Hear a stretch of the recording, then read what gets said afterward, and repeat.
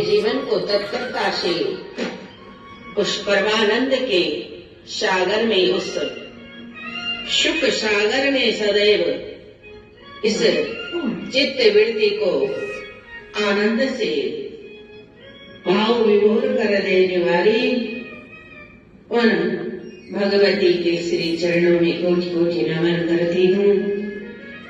वे गंगा, यमुना, अलकनंदा, सरस्वती, कावेरी, सिंधु कावेरी, गोदावरी अनन्य स्वरूपों में इस जीवन को आनंदमय बना देने वाली वो परमात्मिक शक्ति सदैव मेरे जीवन में, हम सबके जीवन में आनंद की अनुभूति कराए आए। सुख सागर जो संसार का एक तो माया का सागर है, एक परमानंद का सागर है। यह आनंद का बिंदु भगवान कृष्ण के, भगवान विष्णु के शरणागत होते हुए उनके चरणार बिंदु की मोती सदैव हमारी चित्त वृत्ति में आनंद की अनुभूति कराते हुए सदैव अपना स्मरण कराए। भगवान से यदि मांगो तो भक्ति मांगो। वह ईश्वर अनंतता को देने वाले वे परमात्मा सदैव हमारी चित्त वृत्ति में भूति, अनुभूति, सिद्धि, रिद्धि और सिद्धि, संकल्प और सिद्धांत, सनातन संस्कृति का उद्घोष कराने वाले हैं। उन्हें चित्त में जिसने बिठा दिया, इस मन को जिसने प्रभु चरणों में लगा दिया, जो हृदय तक प्रभु का स्मरण करता है, निश्चित ही वे घट घट वासी हमारे घट में प्रकट अवस्था में, प्रकाश की अवस्था में, ज्ञान की अवस्था में आविर्भूत होकर हमारी चित्त और वृत्ति को ही नहीं अपितु हमारे संपूर्ण जीवन को मंगलमय बनाकर हमारे आत्मसात होकर हमारी आत्मा के साथ उनके भक्ति भाव का प्रादुर्भाव कर तत्वमसी करने में सामर्थ्य सिद्ध कर देते हैं। आए उस सुख सागर में श्रीमद् भागवत कथा का महात्म्य जानते हैं। और क्योंकि आज तीसरा दिन है और भागवत महात्म्य के अंतर्गत सनत कुमार जी का सप्ताहविधि पारायण और भागवत का महत्व क्या है जीवन में, ये हमारे पूर्वजों की यानी कि ईश्वर सबके पूर्वज हैं। वह प्रकृति सबकी माँ है, वह प्रकृति पुरुष सबके पिता है।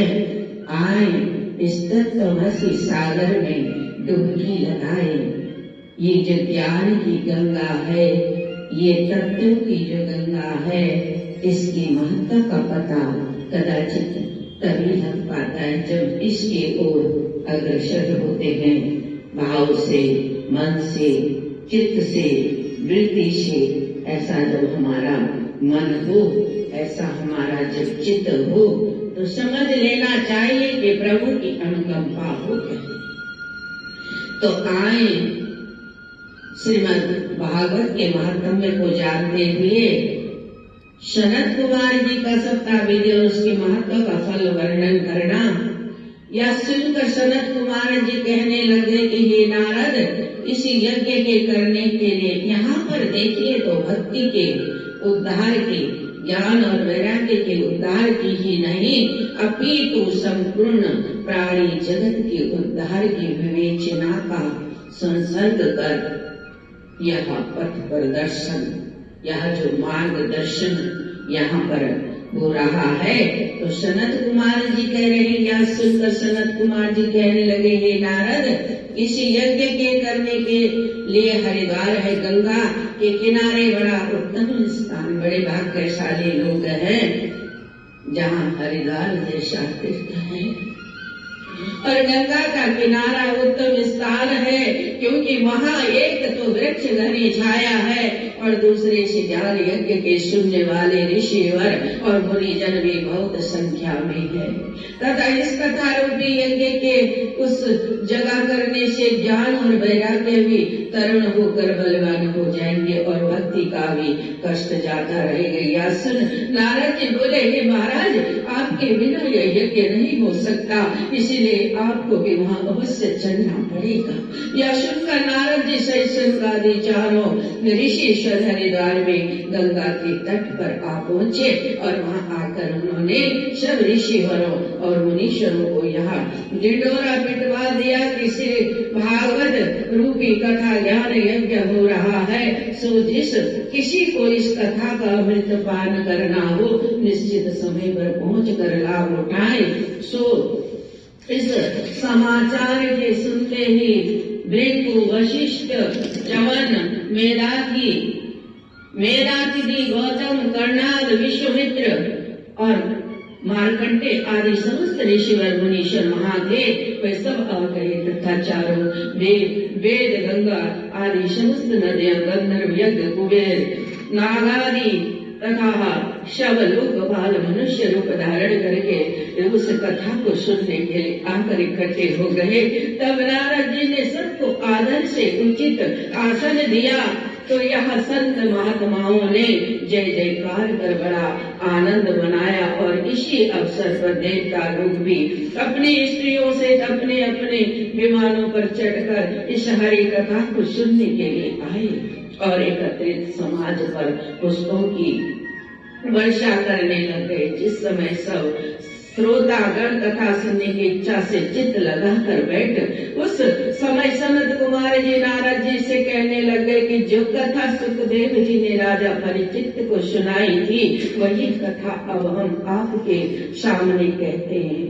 वह श्रीमद् भागवत की कथा 18,000 श्लोकों में है और जिसके पढ़ने और सुनने वालों के सामने मुक्ति हाथ माने खड़ी रहती है तथा जिसका फल हजारों अश्वमेध यज्ञ और सब पुराणों तथा शास्त्रों के सुनने से फल कहीं बढ़कर है एवं सब तीर्थों के स्नान के फल भी इस फल का 1000 गुना बढ़कर है। तथा जब तक जीव इस कथा को नहीं सुनता तब तक उसके सैकड़ों जन्म के पाप गरजते रहते, किंतु जहाँ इस कथा को सुना और उसी प्राणी को इस प्रकार उसको पाप जो ऐसे प्राणी से भाग जाते हैं जिस प्रकार के सूर्य को देखकर अंधकार भाग जाता है। सूर्य नारायण भगवान की जय। छठी का पर्व चल रहा। ये भारत बड़ा दिव्य और भव्य बड़ा दार्शनिक है। ये भारत बड़ा ज्ञानमयी गहरा सनातन है। प्राकृतिक संपदा ही जिसकी सनातनी हो, वहाँ जीव जीव कण कण रज रज सब सनातनी ही होता है।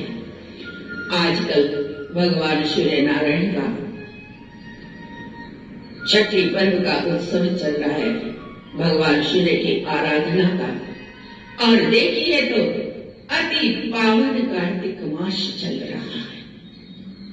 कार्तिक मास के स्नान का पुण्य भी और ये कथा ज्ञान की यज्ञ में डुबकी लगाते हुए इस ज्ञान की गंगा में, इस ज्ञान की यमुना में, अलकनंदा में डुबकी लगाते हुए हरि चरणों का ध्यान करते हुए जिन्होंने अपने जीवन को आनंदित कर दिया, परमानंदित कर दिया, उनका तो कहना ही क्या है। हे दिव्य आत्माओं, यह कथा निश्चित ही हमारे भीतर के अज्ञान रूपी अंधकार को मिटाकर ज्ञान का प्रकाश करती है। उसको भी मुक्ति मिल जाती है जो अनंत पापों से घिरा है।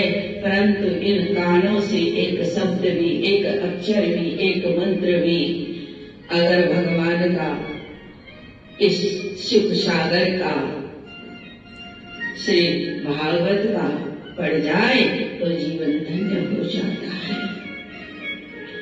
करोड़ों पाप भस्म हो जाया करते हैं। और जो सोने के सिंहासन पर रखकर भगवान की पुस्तक किसी वैष्णवी साधु श्रेष्ठ ब्राह्मण दान करता तपस्वी से साधक से श्री भगवान विष्णु की ज्योति में समाया करता है, वह ज्ञान जो जिसने मनुष्य का शरीर पाकर भगवान को नहीं सुना, उसका जन्म लेना बेकार है। परंतु जो इस कथा को करता है, इस कथा को सुनता है, इस कथा का श्रवण करता है, इससे चिंतन करता, मनन करता है, इस कथा का, इस ज्ञान यज्ञ का, इस ज्ञान की गंगा का पूर्ण से प्राप्त करके अपने जीवन को आनंदित कर परम धाम को गमन करेगा। इसीलिए स्वयं भगवान ने वेद व्यास जी का कविता निर्धारण कर या मुक्तिदाता श्रीमद् भागवत बनाई है। जो कोई चित्त लगाकर इसका 7 दिन तक श्रवण करता है, उसका शव ज्ञान जप तप और दान का फल मिल जाता है तथा उसकी अवश्य मुक्ति हो जाती है। जब उद्धव ने श्री कृष्ण के निषाद ज्ञान सुन लिया तो कहने लगे कि हे स्वामी, इस घोर कलयुग में संसारी मनुष्यों का तथा मेरा उद्धार किस प्रकार होगा, सो भगवान कहने लग गए। बद्री का आश्रम में जाकर तप करो, वहाँ तुम्हारी मुक्ति हो जाएगी और मेरे अंतर्ध्यान होने के पश्चात मेरा एक भागवत रूपी मूर्ति संसार में प्रकट होगी, जिसको एक सप्ताह सच्चे मन से सुनने मात्र से संसारी मनुष्य का उद्धार हो जाएगा। वह हमारे दर्शन भी प्राप्त कर सकेगा। सो संसारी लोगों का कष्ट छुड़ाने के लिए इससे बढ़कर और कोई दूसरा साधन उत्तम नहीं है। इतनी कथा सुनकर सूत जी ने सनकादि मुनीश्वरों से कहा। जब सनत कुमार श्री भागवत का सप्ताह पारायण सुनने लगे तो सब कोई उस अमृत रूपी कथा का चित्त से पान करने लगे। जब इस कथा को सुनाकर सूत जी ने सनकादि मुनीश्वरों से कहा कि जब सनत कुमार श्री भागवत का सप्ताह पारायण सुनने लगे तो सब कोई उस अमृत रूपी कथा का चित्त से पान करने लग गए। और इसके बाद इस कथा के प्रताप से वे दोनों बूढ़े ज्ञान और वैराग्य तरण होकर बलवान हो गए और भक्ति के चित्त से सब दुख जाता रहा। सब लोग भक्ति ज्ञान और वैराग्य के दर्शन कर आनंद में विभोर हो गए और मानसिक कष्ट जाता रहा तथा उस सप्ताह के श्रवण मात्र से ही सब शुद्ध चित्त और आनंदित हो गए। यह मन बड़ा पापी है, न जाने कहाँ कहाँ चला जाए। कभी ध्यान में जब बैठते हैं, जब अक्सर ध्यान में हो ये चित्त वृत्ति आनंद में भाव विभोर होकर डुबकी लगाता है। ये मन गोते मानता है परंतु बड़ा चंचल है। कभी उठ कर गोते लगाने के बावजूद भी ये मानता नहीं। क्यों नहीं मानता? क्योंकि अभ्यास नहीं करती है। अभ्यास से जन्मती हुई सुजान अनसरी आवत जावत से सिल पर पड़े निशान। यदि अभ्यास करेंगे तो एक कुएं का जो पत्थर है जहाँ पर से रस्सी ऊपर नीचे जाती है, देखना प्रयोग करना कि जब अभ्यास होता है तो ये चित्त और वृत्ति ये मन बदल जाता है, तब केवल हरि ही हरि नजर आता है। इस प्रकार की हम सबकी जीवन शैली हो जाती है। इस प्रकार से जब हम अभ्यास करते हैं, एक अनपढ़ भी डॉक्टर बन जाता है, एक अज्ञानी विज्ञानवान बन जाता है, एक विद्यार्थी एक दिन शिक्षक बन जाता है, गुरु बन जाता है। तो बड़ा सुंदर प्यारा सा भाव है। भवसागर का रत्न वही जिसमें कुछ निर्मलता है, दास धन्य वही हरि का जिसके मन में भजन चलता है।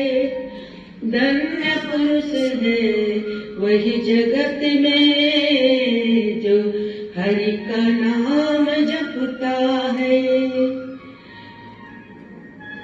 धन्य पुरुष है वही जगत में जिसका नाम भी चलता है।